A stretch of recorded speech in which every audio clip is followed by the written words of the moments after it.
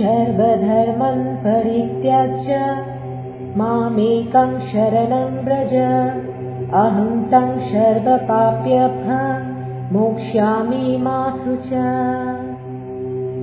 ভক্তি মুক্তি পরম শক্তিধর ঈশ্বরের নিবেদিত প্রাণই পায় নির্বাণের পথ।